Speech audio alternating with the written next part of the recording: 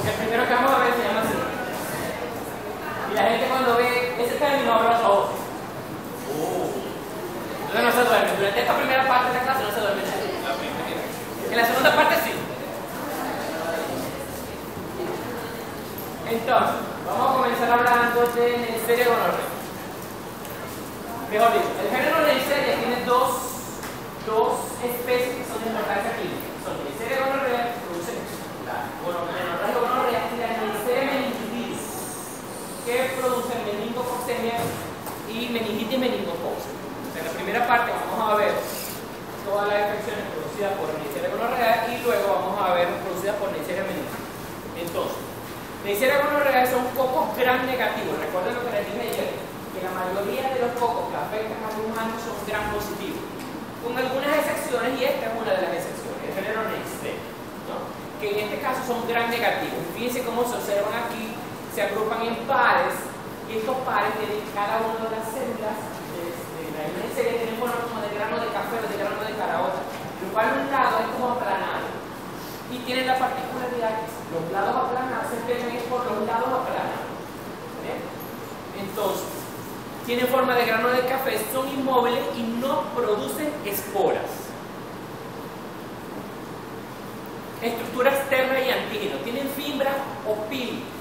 Son muchas y están presentes en la superficie de la bacteria e intervienen en todo en la adherencia a la superficie de los tejidos que van a adherir, especialmente a las mucosas, ¿verdad? Y tienen la particularidad de estas fibras o pili que permiten resistir la acción bactericida de diferentes células como los neutrófilos y actúan también como factores de virulencia. ¿Cuál es la importancia de estos pili? Fíjense que los pili están formados por una proteína que se llama filina, son unidades repetitivas de la misma proteína, ¿verdad? Pero esta proteína o el pili, las proteínas que contienen el pili o el pili propiamente dicho puede dividirse en tres regiones. Una región basal, que es la que está más cerca del cuerpo de la bacteria, una región intermedia y una región externa, que es la más distal al cuerpo propio de la bacteria. Esta región distal tiene la particularidad que es hipervariable, es decir, varía su constitución periódicamente, y eso es muy útil para la bacteria porque la respuesta inmunológica que se ha montado contra los pili, entonces, en un momento dado deja de servir porque esos pili han variado. Y si varían ya, los anticuerpos que se formaron originalmente para la constitución original del pili ya no funcionan para la nueva constitución de ese tercio distal del pili, ¿verdad? Entonces, esta región es hipervariable y la especificidad de la respuesta inmunitaria hace muy fácil o posible la reinfección.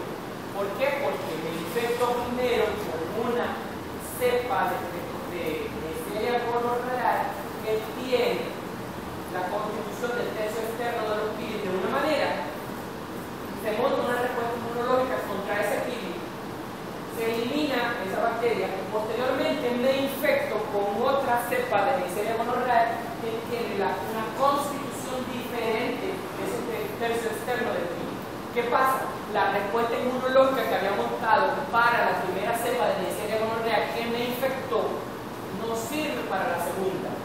¿Por qué? Porque los determinantes antigénicos son diferentes en la parte del tercio externo de los pili. ¿Se entiende eso? Okay. Por eso es que los pacientes pueden tener gonorrea muy atrás. Entonces, en la membrana externa es una envoltura similar a todos los demás microorganismos gram negativos, con una doble membrana, con proteínas, etc. La membrana externa está constituida por lipoligosacáridos, fosfolípidos y proteínas. El lipoligosacárido tiene actividad endotóxica. Recuerden que había explicado ayer que es un endotoxina, que es cualquier tipo de estructura, generalmente lipopolisacárido o lipoligosacárido, que está presente en la pared celular y que se libera cuando la célula se rompe. Y en el caso de los Neisseria se libera mucho durante el proceso de división celular y produce entonces un efecto tóxico sobre la célula, especialmente de las trompas de Falopio y de diferentes mucosas del tracto genitourinario. Tiene proteínas en su membrana, ¿verdad? Entre ellas la polina POL, que facilita la endocitosis, la invasión de las células epiteliales, ¿verdad? Y se relaciona con resistencia al suero y bacteriana. es antigénicamente variable y es la principal proteína de la membrana externa. Tiene una proteína que se llama proteína de opacidad o proteína OPA, que permite la adherencia a otros microorganismos, y por eso es que lo ven, como les mostré, en pares, como diplococos, ¿verdad? Y promueve la invasión a las células eucarióticas de los tejidos que se están infectando. Tiene una proteína modificable por reducción, que promueve la formación de anticuerpos bloqueantes que disminuyen el poder bactericida del suelo. Y estos anticuerpos bloqueantes que hacen entonces que bloquean el poder bactericida del suelo. Cuando yo hablo de poder bactericida del suelo, ¿a qué me refiero? Ya lo dimos una clase para eso nada más. Fue la tercera clase de la serie. Complemento. Cuando nos referimos al poder bactericida del suelo, cuando yo hablo de bactericida es algo que tiene la capacidad de matar bacterias. Bactericida. Cuando hablo de fungicida es algo que tiene la capacidad de matar hongos. Y así sucesivamente.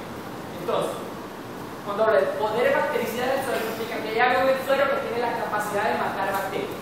Y ese algo que está en el suelo es complemento. ¿Ya? Pero se lo estoy diciendo.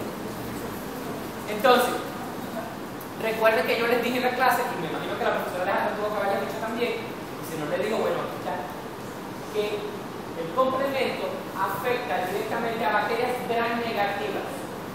Recuerden que las bacterias gram negativas tienen una doble membrana. ¿Y dónde se pide el complejo de ataque de membrana? El nombre lo dice, una membrana. ¿Y quién tiene una membrana expuesta? Los gram negativos. Porque los gram positivos tienen la membrana, una sola membrana que está cubierta por una capa gruesa de peptidoglican. ¿Recuerdan el esquema? Okay. Entonces, el poder bactericida del suelo está dirigido contra bacterias gram negativas porque son las que tienen una membrana externa. ¿Bien? Y ese poder bactericida está generado, está dado por la actividad del complemento. ¿Muy claro? Tiene IgA proteasa, es decir, proteasa que afecta a la inmunoglobulina A que está presente en la mucosa. Entonces, esta inmunoglobulina A tiene acción directa, esta IgA proteasa tiene acción directa sobre la inmunoglobulina A presente en la mucosa, que evita que haya la actividad contra estos microorganismos.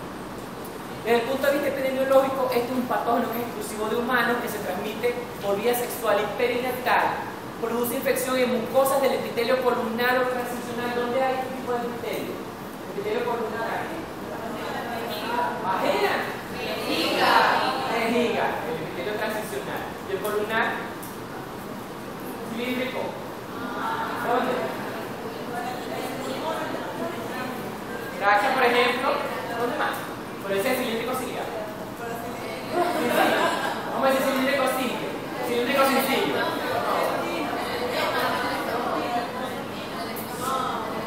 Bueno, pero yo nunca he visto casa de los reyes entonces.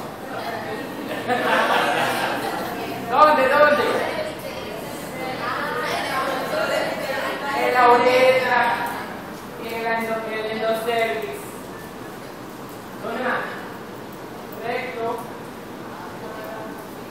Seguimos. La incidencia de la enfermedad, que es la gonorrea, es muy variable dependiendo de las regiones del planeta. Existen países en los cuales no se ven casos de erradicadas, generalmente países de Europa, ¿verdad? Pero Asia y África es endémica y también lo suele ser en América Latina. Porque hay un sistema de salud extremadamente bueno, porque hay extremado control sobre antibióticos y extremadamente control sobre la población de riesgo. Y población de riesgo es generalmente la población que tiene la capacidad de transmitir. En líneas generales, trabajadores sexuales, por ejemplo. Y también hay mucha información en cuanto a la población general. Pero hay muchas variaciones. Allí funciona la salud pública. Y esos países, aunque usted no lo crea, los países nórdicos, Suecia, Dinamarca, Noruega, son países socialistas. Busquen por internet lo que ustedes vean. Son países socialistas donde todo funciona y nadie roba. Ahí te lo tengo. No sé por qué me suena algo diferente de por aquí. ¿Por dónde entra el microorganismo y por dónde sale? Dependiendo de la Neisseria, ¿verdad? Generalmente puede entrar a través del tracto genitourinario, también a través del recto, pero también podría entrar a través del tracto digestivo superior y también puede entrar a través de las mucosas, como la mucosa ocular primordialmente. Se disemina por vía hematógena y puede producir, ¿verdad?, enfermedades a través de diseminación como meningitis, endocarditis, dermatitis, artritis, o pueden producir infecciones localizadas como perihepatitis, peritonitis, proctitis, endometritis, salpingitis, epididimitis, cistitis, vulvovaginitis, uretritis y conjuntivitis. ¿Términos que desconozcan? Epididimitis. Epididimitis es infección del epididimio. Salpingitis, de los ligamentos que sostienen el útero y todo el tracto genital femenino. ¿Alguna otra? Ok. Desde el punto de vista patogénico, vamos a ver qué sucede con la transmisión. Fíjense, tiene un alto nivel de infectividad. Sin embargo, no es igual la infección o la producción de infección de acuerdo al género. En el género femenino, el 50% de las pacientes o de las mujeres se van a infectar en un solo contacto sexual con un hombre infectado.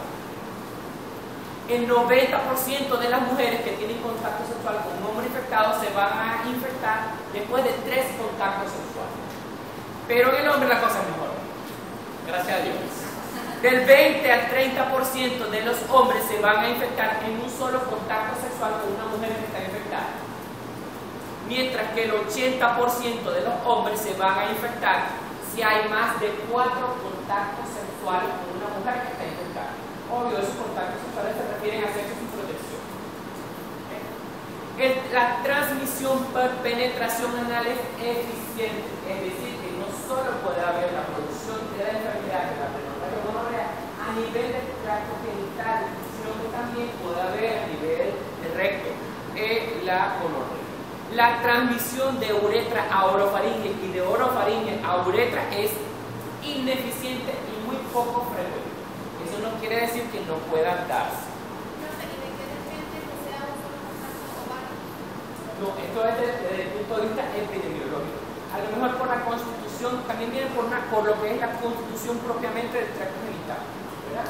Si tiene un hombre infectado, ¿verdad?, el hombre donde tiene la infección es el uretra.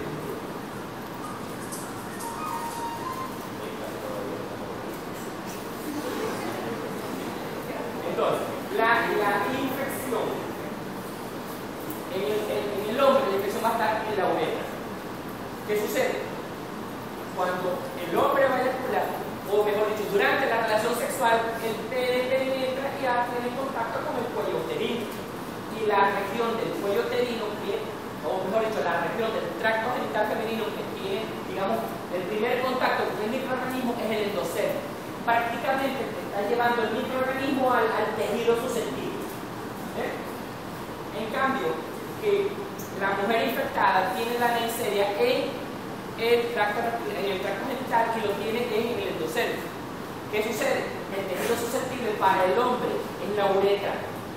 Por tanto, la uretra está protegida, pues está dentro propiamente del pene. Por tanto, es más difícil que llegue la Neisseria al interior de la uretra.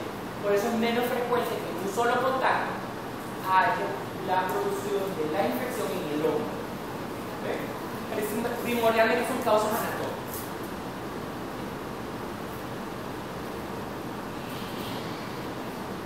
Bien, ¿qué sucede cuando el microorganismo llega entonces a este tejido susceptible? En primer lugar, el microorganismo se adhiere a las células epiteliales y promueve la endocitosis, que se llama endocitosis facilitada o inducida por el parásito. Aun cuando tenemos una bacteria, se le llama así, fagocitosis inducida por el parásito, ¿verdad? Entonces, ¿qué sucede? La célula va a endocitar, la célula endotelial va a endocitar a este microorganismo. El microorganismo, una vez el citoplasma se libera de la vacuola fagocítica, se va hacia la base de esta célula epitelial, pasa la membrana basal y llega hasta la base de este epitelio. la base de ese epitelio tiene contacto con macrófagos, por ejemplo, que pueden destruir a esta bacteria,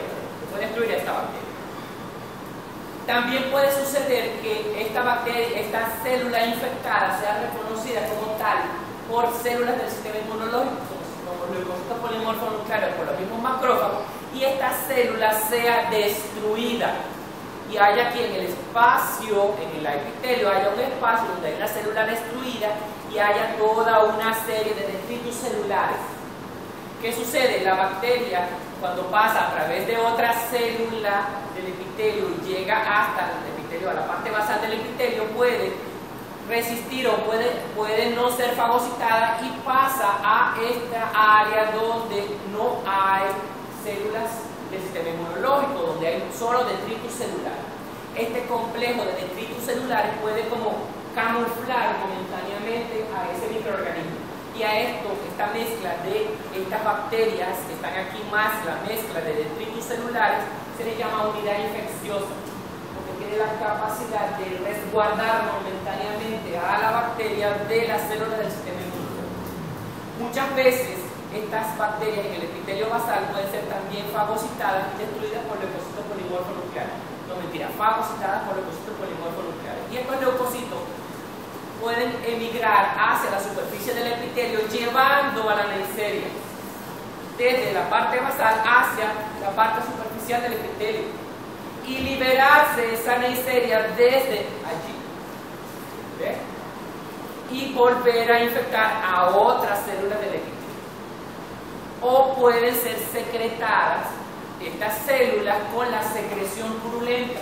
Y estas células, los leucocitos polimorfonucleares, llevan en su interior a las bacterias, a la neisseria. ¿Se entiende eso? Repito rápidamente. Entra la bacteria y hace dos cosas. Se mete en una célula del epitelio, llega hasta abajo, hasta la parte basal, y puede ser fagocitada por leucocitos polimorfonucleares o por macrófagos. Si es fagocitada por macrófagos, se destruye. Si es fagocitada por polimorfonucleares, no se destruye, queda allí, ¿verdad? Algunas de estas bacterias no son fagocitadas, sino que quedan libres y luego se van hacia zonas del epitelio que han sido destruidas por los mismos sistemas inmunológicos, porque las células estaban infectadas. Y ellas aprovechan y salen otra vez hacia el exterior, hacia la parte superficial del epitelio, para infectar nuevas células epiteliales. Pero los leucocitos polimorfonucleares que han fagocitado bacterias también pueden aprovechar este sitio para pasar hasta la superficie del epitelio. Pueden liberarse algunas veces las neiserias desde los leucocitos polimorfonucleares o quedan atrapadas allí y salen los leucocitos polimorfonucleares con las bacterias en su interior con la secreción purulenta. ¿Sí? Sí.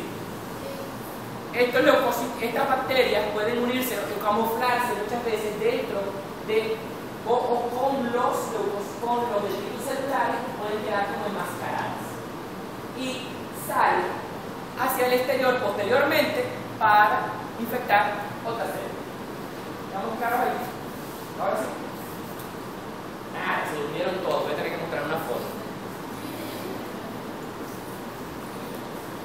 Factores del hospedador que intervienen en la patogenia. Las secreciones uretrales y vaginales contienen inmunoglobulina A porque lo contienen las mucosas, ¿verdad? Y también hay producción de inmunoglobulina G, contra las fimbrias. Pero recuerden que esa inmunoglobulina G es fibria específico, por decirlo de alguna manera. Recuerden que las fimbrias, el tercio distal de las fibras es variable y muchas veces la inmunoglobulina G no es activa. También se activa el complemento si el paciente tiene normal su complemento, puede ser capaz de destruir estos microorganismos. Infección genital no complicada. La infección genital se da porque hay adherencia a las células epiteliales y esa adherencia está mediada por la fimbria. Eso va a producir una lesión celular directa, por acción directa del microorganismo y por acción directa del sistema inmunológico tratando de destruir las células que están infectadas y se van a producir una serie de signos y síntomas con liberación de sustancias quimiotácticas que van a generar una respuesta celular del sistema inmunológico. Ustedes saben ya de eso bastante. Puede producirse una enfermedad inflamatoria pélvica. La anterior era infección genital no complicada. Puede producirse ya una infección más. La infección genital no complicada, por ejemplo, es una uretritis, o sea, una infección localizada en un sitio, la uretritis, por ejemplo, o una cervicitis, infección del cuello uterino. Pero puede suceder que la neisseria emigre desde el endocervix hacia útero y pase a través de las trompas que caiga en la cavidad uterina, en la cavidad abdominal, ¿verdad? Y entonces se produzca una enfermedad inflamatoria pélvica. Puede también, el término también es correcto cuando se dice enfermedad pélvica inflamatoria, cualquiera de las dos maneras es correcto. Y entonces el microorganismo va desde la vagina, pasa el cervix, pasa útero, pasa trompas y cae en la cavidad, ¿verdad? Y afecta endometrio, ovario, miometrio, parametrio y peritoneo pelviano. Y es una enfermedad que no solo es iniciada por las neisseria, gonorrea, no solo es producida por neisseria gonorrea, sino que la infección es polimicrobiana, porque no solo sube la neisseria, sino que la neisseria propicia, también por destrucción del epitelio, por inflamación del epitelio, propicia que suban otros microorganismos presentes en la vagina. Entonces, esa infección va a ser polimicrobiana. Pero ahí está metida la neisseria. Infección diseminada puede producirse en el 1 al 3% de los pacientes infectados y generalmente se presenta en el 1% de hombres y en el 3% de las mujeres que están infectadas. Más frecuente se presenta esta infección diseminada cuando hay una infección por neisseria gonorrea que es asintomática. Implica entonces algo que no siempre que tengamos una infección genital por neisseria gonorrea el paciente va a tener síntomas. Puede haber pacientes asintomáticos, tanto hombres como mujeres. Bien. Hay presencia, cuando hay una infección diseminada, va a haber presencia de lesiones cutáneas que van a presentarse de 7 a 30 días después de la lesión inicial que es a nivel genital. ¿Bien? Y factores predisponentes para ella es la presencia de dispositivos intrauterinos, menstruación, deficiencias del complemento. ¿Bien? Aquí podemos observar que se inicia como máculas hemorrágicas, manchas hemorrágicas y posteriormente comienzan a presentarse que van a evolucionar a pústulas, es decir, a lesiones que tienen pus. Pueden presentarse también hemorragias ungueales que pueden evolucionar también a pústulas.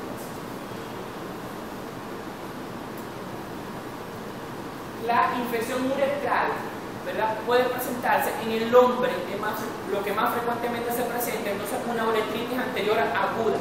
El periodo de incubación es de 3 a 7 días y lo que va a presentar el hombre es disuria, es decir, ardor para orinar. El paciente refiere que orina como vidrio molido. Así es la palabra que me dijo el paciente. Como estoy orinando vidrio molido. ¿Por qué? Porque hay un proceso inflamatorio a nivel de la uretra anterior con producción de pus. El paciente también presenta salida de secreción uretral franca, como observan aquí. Y esos pacientes, esa secreción uretral la presentan primordialmente en la mañana, a lo cual se le llama gota matinal. El paciente muchas veces refiere que cuando se quita el interior en la mañana tiene el interior manchado de secreción. Los pacientes pueden presentar balanopotitis, es decir, inflamación de glándulas del suco balano percusiano. ¿Sabes lo que estoy hablando, verdad? ¿Saben el suco balano percusiano también, verdad? Porque me ha tocado hacer dibujitos de pene en la pizarra no explicado dónde está el suco balano percusiano. Digo, no sé si vieron anatomía, pero al menos se vieron anatomía, no sé. ¿Verdad? Del 3 al 12% de los pacientes con uretritis gonocócica pueden ser asintomáticos y ellos son los peligrosos. ¿Por qué? Porque exactamente son los que diseminan, no siento nada, no tengo nada. Entonces, tengo sexo con una persona, con otra y voy diseminando el microorganismo. En la mujer, la uretritis, ¿verdad?, o la gonorrea generalmente es asintomática. La mujer puede presentar síntomas inespecíficos. Y esos síntomas inespecíficos son una leucorrea que no tiene ninguna causa aparente. A veces pueden presentar disuria o pueden presentar prurito a nivel vaginal o a nivel vulvar. No hay una clínica muy específica que se diga que tiene gonorrea, como por ejemplo el lumbar. A menos que la paciente haga una uretritis gonocócica, que no es frecuente. Lo más frecuente es la infección a nivel de endocervix, lo que da una clínica inespecífica o es asintomática en el 50% de los casos. Y y también son peligrosos, porque no tienen nada, tienen sexo con uno, con otros, y diseminan el patógeno, ¿verdad? El periodo de incubación en la mujer es de 7 a 10 días. La infección primaria entonces va a ocurrir en el epitelio columnar del endostelio, y del 10 al 17% de las pacientes puede evolucionar una salpingitis aguda. Y el 20% de estas pacientes que presentan salpingitis aguda harán esterilidad. ¿Por qué? Porque van a hacer procesos inflamatorios a nivel de las trompas de falopio que van a impedir la generación del óvulo maduro. ¿Ya? Pregunta. Pero entonces la mujer es posible que todo ocurra. Es posible que haga uretritis, no es frecuente. No es frecuente que la mujer haga uretritis, pero sí puede ser. Depende en el momento de la relación sexual, cómo existe la manipulación, por dónde pasa el pene, por dónde no pasa. Pero por supuesto del hombre fetal.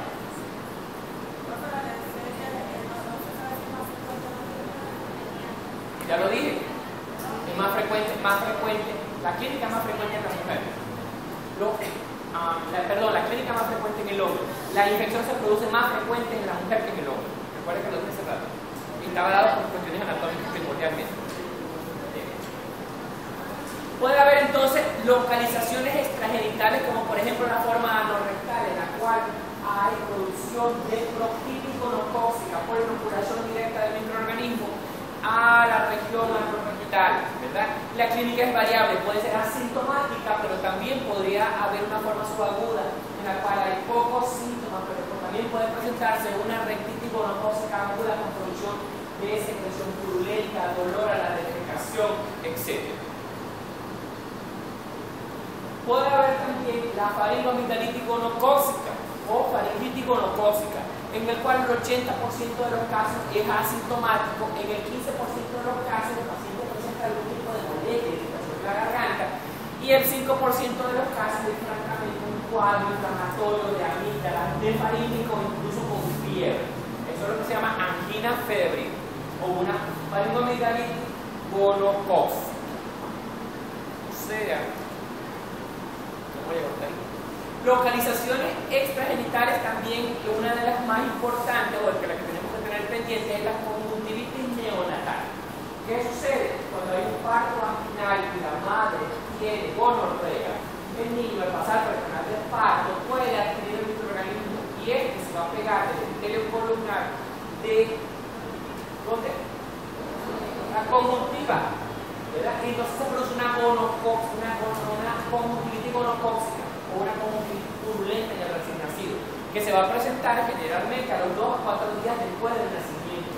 Por eso es que parte de las cosas, que parte del tratamiento o parte de lo que se le hace al recién nacido cuando nace es agregarle algunas gotas de algún tipo de sustancia en los ojos como profilaxis. ¿Qué tipo de sustancia se agrega? Eso es mi interpretación. No, mentira, eso no está en ámbito todavía, eso se ve en poricultura. Nitrato de plata, que se usa, todavía se usa, pero hay otros usos que no se consiguen mucho.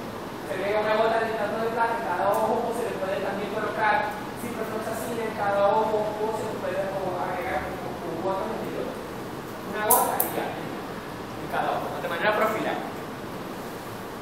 Si no hay tratamiento adecuado y pronto, el paciente puede presentar secuelas como opacidad corneal y ceguera. Artritis gonocócica se presenta más frecuentemente en mujeres, más que todo de 16 a 50 años, 75% de los casos en mujeres.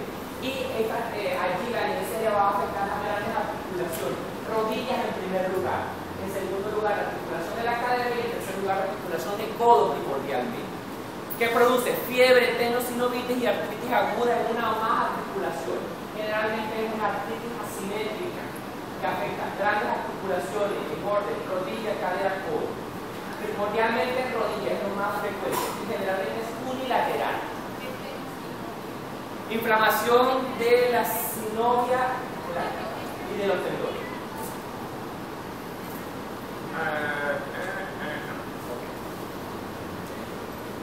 Ahora, un esquema teórico de la transmisión y de los tipos de tenemos una mujer infectada que tiene sexo con un hombre sano, va a suceder que el 70 al 80% de los hombres no se infectan, ¿verdad? Implica que del 20 al 30% se van a infectar. De esos infectados, el 80% hace uretritis, el 15% una uretritis purulenta franca, del 15 al 18% hace una uretritis atípica, es decir, o bien sea que tiene secreción por 1 o 2 días o simplemente tiene el ardor en el momento de la micción, o la secreción no es purulenta franca, sino que es una secreción mucosa, primordialmente. ¿Verdad? Y del 2 al 5% de los infectados van a ser portadores asintomáticos, que son los que van a diseminar la infección. Si el caso es al revés, que es como está abajo en rosado, que es el hombre el que está infectado y tiene relaciones sexuales con una mujer sana, entonces el 30 al 50% de las mujeres van a infectarse. No digo van a, no se van a infectar. Y implica que del 50 al 70% de las mujeres se infectan, ¿verdad? Ya les expliqué más que todo por cuestiones anatómicas. De ellas, de las infectadas, el 20 al 30% hacen enfermedad pélvica inflamatoria. Del 20 al 30% hacen el síndrome perineal con metrorragia, con leucorrea y con la sintomatología inespecífica del tracto genital. Y del 30 al 50% van a ser portadoras asintomáticas, que son las importantes porque son las que van a diseminar la enfermedad. ¿Okay?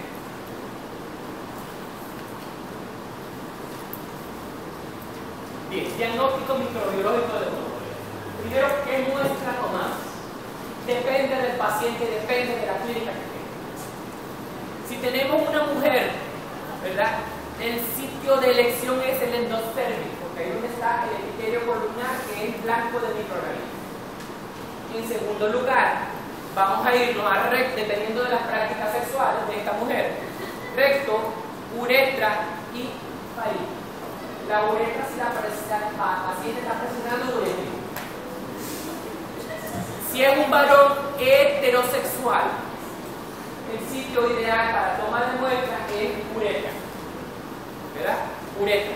Si es un varón homosexual, entonces uretra, recto y faringe. También depende de la práctica sexual del individuo, lo que están viendo sexología, le choca con microbiología los días martes, lo cual no puede dar de casa, a ver a lo que me refiero, porque la práctica homosexual no siempre es de penetración, y no siempre el homosexual penetra, sino que también hay homosexuales que no penetran, sino que son penetrados. Entonces depende del rol que tenga el individuo homosexual durante la práctica sexual. Si es una infección gonocócica diseminada en la mujer, ¿qué muestra vamos a tomar? Sangre, endostérmico, líquido articular primordialmente, porque recuerden que ellas hacen artritis gonocócica. Dependiendo, también podemos tomar faringe, lesiones cutáneas y recto, dependiendo de las prácticas sexuales y si hay sintomatología. Si es un varón que tiene infección gonocócica diseminada, tomamos sangre, tomamos muestra de uretra, del líquido articular y del recto, dependiendo también de la práctica sexual del individuo. Y también, dependiendo de la sintomatología, podemos tomar de faringe y de lesiones cutáneas. ¿Estamos claros con el tipo de muestra? Ok. ¿Cómo hacemos el diagnóstico microbiológico? Una vez que tomamos la muestra, hacemos un extendido y vamos a ver vamos a medirlo con la detección de Gram y vamos a ver qué es lo que vamos a observar. Vamos a observar leucocitos polimorfos nucleares abundantes y vamos a ver algunos leucocitos polimorfos nucleares que en su interior tienen las bacterias. Tienen diplococos gram negativos. Fíjense cómo se observan aquí. Estos son los lóbulos de ese leucocito polimorfo nuclear y fíjense cómo están los cocos gram negativos en su interior. Y también hay diplococos gram negativos extracelulares. Pero aquí fíjense como aquí hay uno, aquí hay otro, aquí hay otro, aquí hay otro, aquí hay otro. ¿Lo ven? Eso es lo que vamos a observar en un entendido de una secreción purulenta de un paciente con gonorrea. Ahora, ¿cómo y cuándo y en quién vamos a darle importancia a esto que estamos viendo en el microscopio? Fíjense bien, en los varones la sensibilidad del extendido de la coloración de grano es cerca del 100% de los pacientes con síntomas, es decir, el que tiene la secreción purulenta, la disuria, etcétera, etcétera, y del 50 al 70% de los asintomáticos. La especificidad en los varones es casi del 100%, es decir, con un extendido, una coloración de grano de la secreción purulenta o uretral, si yo veo lo que viene en la foto, ese paciente tiene gonorrea y ya, listo, si es un varón. Pero si es una mujer, la cosa cambia. La sensibilidad es de 50 al 70% de las pacientes sintomáticas. De las pacientes asintomáticas es muchísimo menor. Y la especificidad está casi por el suelo, 20% aproximadamente. ¿Por qué? Porque recuerden que la paciente, la vagina, mejor dicho, la vagina es un ambiente en el cual hay microorganismos diferentes a Neisseria que forman parte de la flora habitual de la paciente de ese ambiente. Entonces, ¿qué sucede? Cuando tomamos una muestra de endocervix, no solo se van a venir las Neisseria, sino que pueden venirse microorganismos propios de la vagina que pueden confundirnos en un momento dado y que pueden verse como diplococos gran negativos intraextracelulares. Y nosotros erróneamente decir la paciente tiene gonorrea, cuando lo que estamos viendo son bacterias de la vagina normales. ¿Bien? Por eso es que en una mujer el diagnóstico de gonorrea no se puede basar en la lámina de la cultural. Obligatoriamente la muestra de secreción endocervical tiene que inocularse, tiene que sembrarse en el medio de cultivo para que crezca el microorganismo y proceder a identificarlo. Allí sí podemos decir la mujer tiene gonorrea, pero con un extendido de una coloración de grano, no. Es mujer, es mujer. En hombres sí, en mujer. Si la muestra viene del recto, ¿verdad? Si el paciente tiene síntomas de coloproctitis, etc., del 70 al 80% de sensibilidad, pero en los asintomáticos del 40 al 60%. También deberían estas muestras sembrarse. Y entonces, aquí otra vez, lo que se ve. Con esta imagen, si yo veo esto y esto es un hombre, listo. Pero si esto es de una mujer, es sugestivo, más tengo que hacer el cultivo.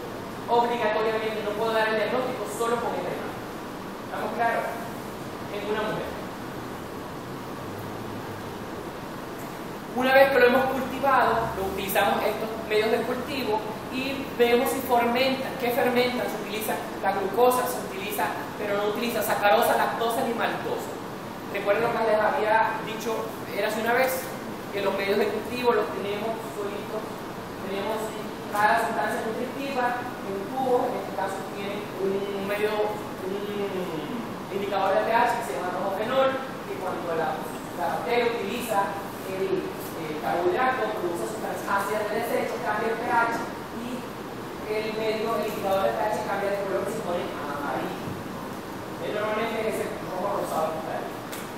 Entonces, ¿qué pasa con la Neisseria gonorrea? Que utiliza la glucosa, pero no utiliza sacarosa, lactosa ni maltosa. Y ya nada más, con que me utilice la lactosa, yo puedo decir, me utilice la glucosa, perdón, yo puedo decir que es Neisseria gonorrea. Y así como yo puedo sacar el diagnóstico de Neisseria gonorrea o de gonorrea en una mujer.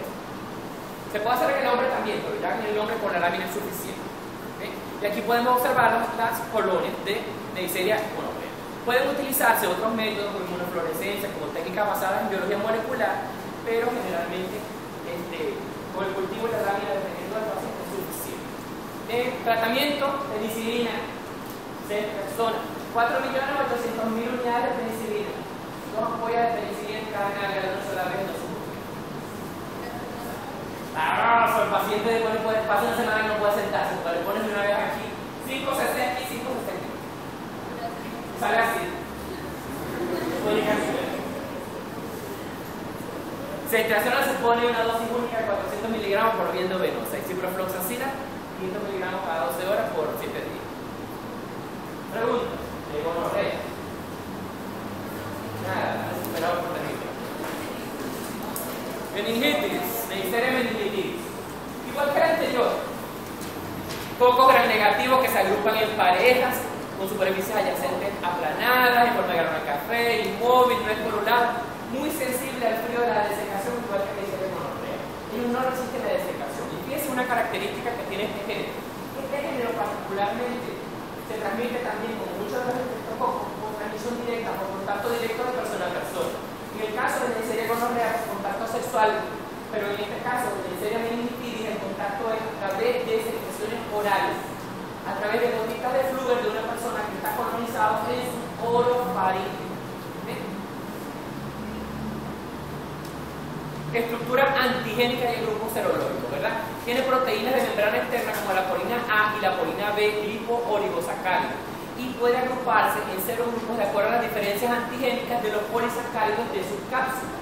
A los polisacáridos son 13 serogrupos, pero en humanos la infección es producida primordialmente por los serogrupos A, B, C, W135 y el grupo Y o Y. Son los 5 grupos, 1, 2, 3, 4, 5. Los 5 grupos que más frecuentemente producen infección por Neisseria meningitidis en el hombre. Las infecciones que producen son la meningococcemia, que es una infección diseminal, y la otra infección que producen es meningitis meningococcus. Meningococcemia no implica meningitis. Meningo por meningococo, que es el nombre, digamos, latino del microorganismo. Neisseria meningitidis. Entonces, los serogrupos B y C son los principales agentes en Europa y América del Norte. El grupo A es epidémico y afecta a países en desarrollo. El grupo B produce enfermedades esporádicas. El grupo C produce brotes epidémicos. Y el grupo W135 produce brotes epidémicos primordialmente en países desarrollados.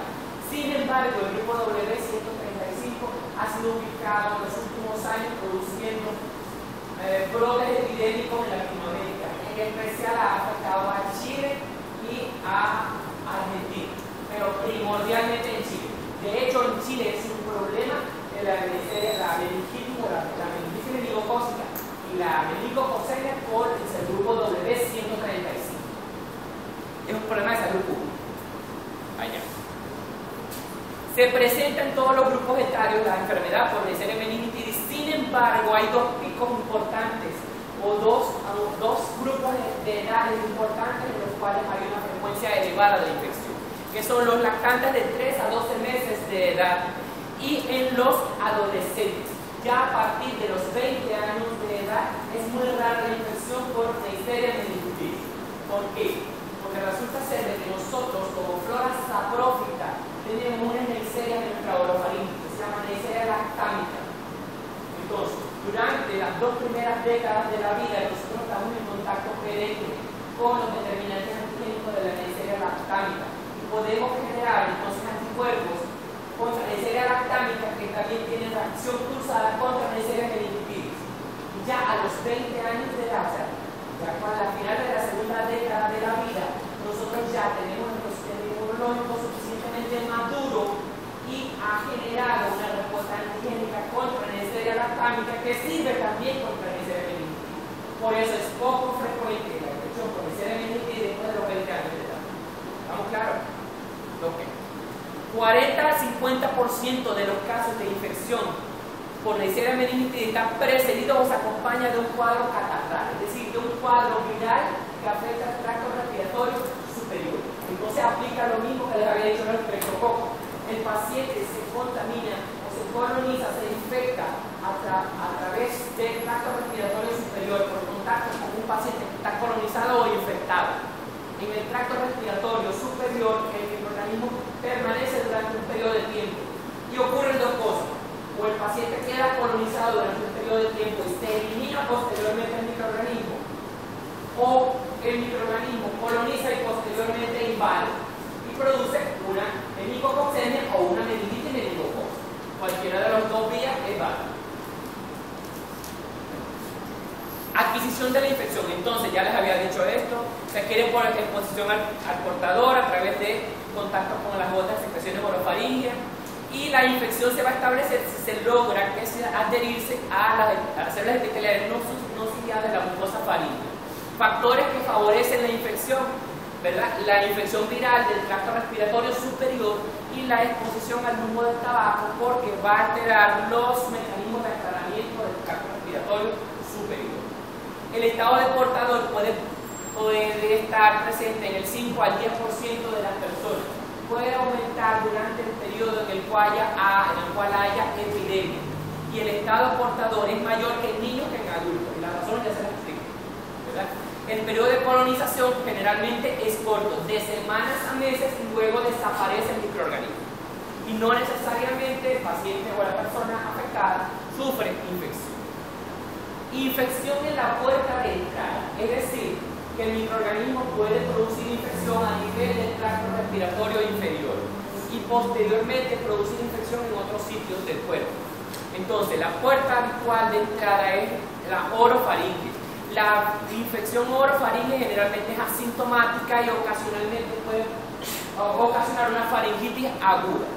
Se extiende por continuidad hacia los senos paranasales, hacia el oído medio o hacia los bronquios y hacia pulmones propiamente dicho. Mecanismo habitual de producción de enfermedad: diseminación hematógena en el 90 al 95% de los casos. Es decir, sale desde el sitio donde está produciendo la colonización o la infección inicial y se disemina a través del torrente sanguíneo y llega a cualquier órgano o sistema. Entonces, la primera enfermedad, que es la meningococcemia, que es la infección diseminada por parte de Neisseria meningitidis.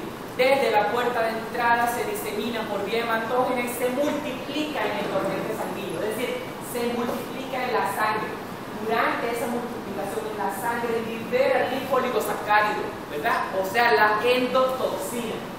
Y ella va a ocasionar una respuesta inmunológica dada por la liberación de citoquinas, de prostaglandinas y radicales libres, que van a ocasionar una lesión del endotelio vascular, ¿verdad? Y esto va a ocasionar, por supuesto, ruptura del endotelio con producción de hemorragias de diferentes tamaños, producen petequias y equimosis.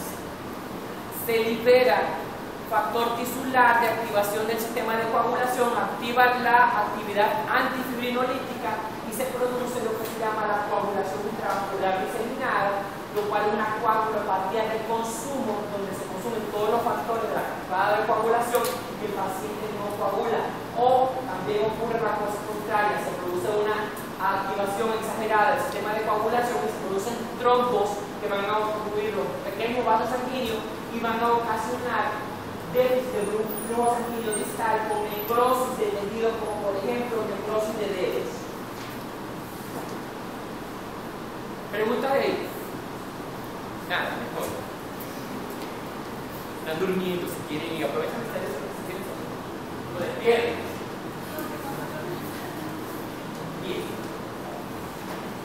Para el caso de meningitis, piensen, desde la puerta de entrada se disemina por vía hematógena y llega hasta el sistema nervioso central y va a penetrar al sistema nervioso central a través del plexo coroideo y del epéndice. Se multiplica en el líquido cefalorraquídeo, ¿verdad? Con liberación de endotoxina y la liberación de citoquinas que van a producir daño directo sobre las membranas meningiales, sobre el ectomeninge primordialmente, y se produce la inflamación. Y se produce entonces la meningitis. Clínica de meningococcemia. Les dije que la meningococcemia era entonces la infección diseminada. Ahí van a haber lesiones hemorrágicas en piel y mucosas, primordialmente petequias. 15% de los casos presentan hemorragias externas con equimos. Y de acuerdo a la gravedad, el paciente puede presentar meningococcemia benigna, que es el 5% de los casos, meningococcemia crónica, meningococcemia aguda o meningococcemia fulminante. La benigna simplemente es un cuadro febril agudo, autolimitado, y cuando se le hace al paciente cultivos de sangre, es decir, hemocultivo, estos van a resultar positivos, es decir, crece el microorganismo, pero no hay ningún otro signo ni síntoma, solo la fiebre. En la meningococcemia crónica va a suceder que el paciente tiene cuadros recurrentes de meningococcemia benigna, uno detrás de otro, pero a la larga va a tener esplenomegalia, endocarditis, meningitis o sepsis.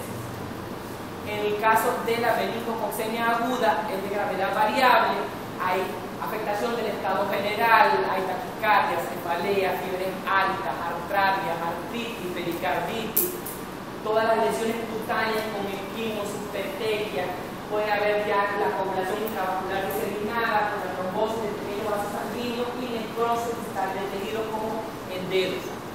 Y está la meningococcemia fulminante, en la cual hay meningococcemia aguda más coagulación intravascular diseminada con necrosis hemorrágica de órganos del sistema, en especial de las glándulas suprarrenales, lo cual es fatal, mortal. Que eso produce el síndrome de Waterhouse-Friderichs. En meningitis, la meningitis es una complicación de la meningococcemia en el 80% de los casos, pero el 20% de los casos puede darse de manera primaria. La meningitis meningocócica sin caer en meningococcemia. Recuerden que la meningococcemia es infección diseminada. Entonces, en el 15% de los casos no hay signos clínicos ni biológicos. Cuando hablamos de signos biológicos, hablamos de que no hay cambios en el líquido cefalorraquídeo. Cuando un paciente tiene meningitis, entra el líquido cefalorraquídeo, se observa que hay alteración del nivel de glucosa, de proteínas, de la cantidad de leucocitos, etc. En estos casos, no hay esas alteraciones del líquido cefalorraquídeo, ni hay signos clínicos de meningitis, ¿verdad? Ni hay signos clínicos de meningococcemia, ¿verdad?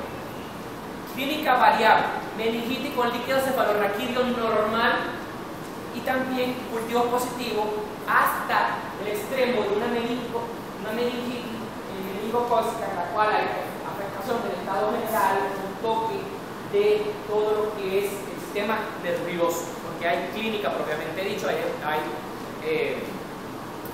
se llama? Hay una meningitis purulenta. Diagnóstico. La clínica juega un papel importante. Hay que sospechar un cuadro de meningococcemia o de meningitis meningocócica para hacer el diagnóstico. Música. Se hacen hemocultivos, cultivos de sangre, y se hacen grandes cultivos de líquido cefalorraquídeo. Y se trata con penicilina, ceftriaxona, cefotaxima. Profilaxis. Existen vacunas que pueden colocarse, ¿verdad? Y hay vacunas conjugadas que tienen polisacáridos más proteínas que están primordialmente contra meningococo de tipo C y generalmente son para mayores de 2 meses de edad hasta adultos. Hay vacunas monovalentes en las cuales tienen solo el serotipo A o solo el serotipo C y hay vacunas que tienen varios serotipos. Esta es la que nos interesaría a nosotros tener: A, C, W, Z35 y D. Las vacunas sí las hay. Las vacunas las hay y les advierto que son extremadamente dolorosas. Se ponen 3 dosis y cuando se las vayan a poner, les recomiendo por favor que se las pongan, si son derechos, se las pongan en el brazo izquierdo. ¿Por qué? Porque primero es altamente dolorosa y después van a pasar una semana caminando así, porque se inflama todo, se hace como una especie de celulita. No pueden ni siquiera levantar el brazo del dolor. Y les confieso, me puse una sola dosis, son 3 dosis, me puse una sola y dije, no, porque ahora pasé más de una semana que no podía, eso para trabajar, que el problema de la otra no podía. Bueno, casi no podía levantar el brazo, o sea, trabajaba así, como un robot, moviendo el brazo así. Correcto. Profilaxis de exposición. Fíjense bien, escuchen esto para que no caigan en el error. Cosas que suceden todos los días en cualquier hospital de este país, incluyendo el hospital de mi país. Llegó un niño con un cuadro de meningococcemia, de meningitis meningocócica. Lo pasan, el pediatra lo ve, lo toca, la familia y dice: no, todo es una necesidad de meningitis.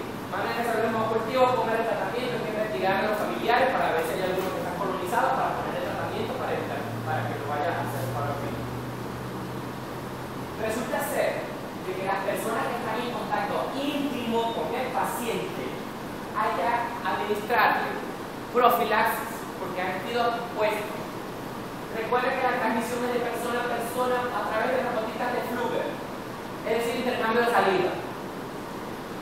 Entonces, cuando el médico dice, tiene meningitis meningocócica, todas las enfermeras salen corriendo, hasta el camillero, el que limpia y el que está en el cuarto piso, ya que ni siquiera ha visto el paciente, sale corriendo con epidemiología para que le dé tratamiento, para que no se despegue.